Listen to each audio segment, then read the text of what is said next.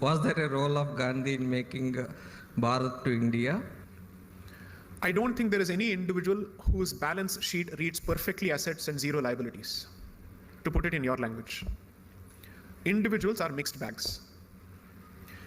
So on certain issues, you will find that you agree with Gandhi. On certain issues, you will never be able to agree with Gandhi. I refuse to call him Mahatma. I've never called him Mahatma. I will not call him Mahatma. For me, he's just Mohandas Karamchand Gandhi. I don't think you should deify someone so much.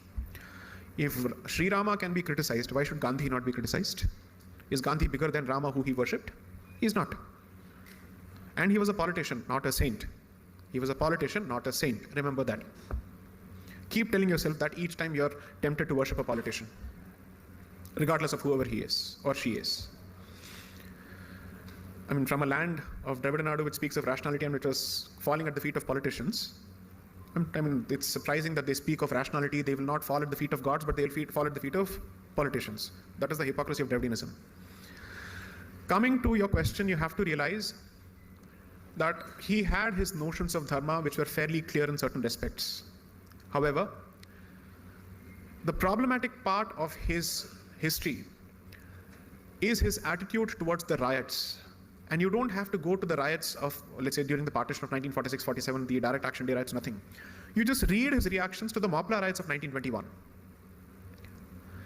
And this gentleman was giving the same advice to the Jews as he was giving to the Hindus. He was asking the Jews to walk into the gas chambers. He was asking the Hindus to go and die. He said this as much in both places. I think he needed professional help at some stage. Simply because someone who is asking a community to surrender itself to mass slaughter is not speaking from a position of responsibility at the very least. Whether he's speaking from a position of sanity or not, I leave it to your best judgment. If I decide to say I will sacrifice my life in the interest of peace, that's a decision that I take with respect to me. The consequences are for me alone to face. I have no right to ask a community to sacrifice itself at the altar of peace. Community's first right is to protect itself and to preserve itself, not to surrender itself at the altar of this mythical unity. So therefore, there are some serious problems. So in the context of Gandhi versus Jinnah, I would say there is a problem with his assessment of the situation.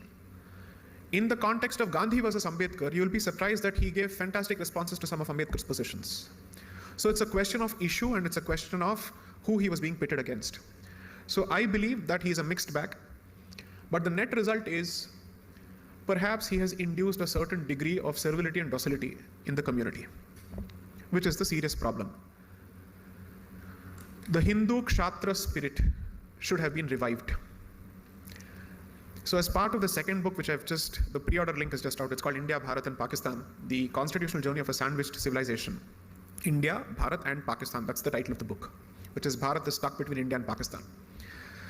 As far as the revolutionary movement is concerned, you should see how from 1857 onwards, right until the 1940s, there are parallel armed resistance movements across the country, Bengal and Punjab being two focal points or foci.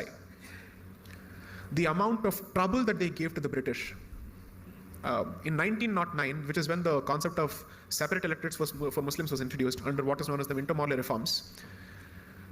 Bomb blasts in the year starts with bomb blasts in Bengal, both Bengals, because by then Bengal has been partitioned into Bengal and Eastern Bengal and Assam. So bomb blasts there.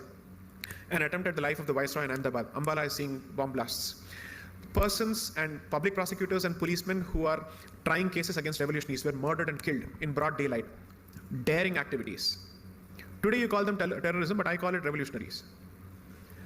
The amount of effort that they put in. Sri Aurobindo was a revolutionary at the end of the day before he became a saint.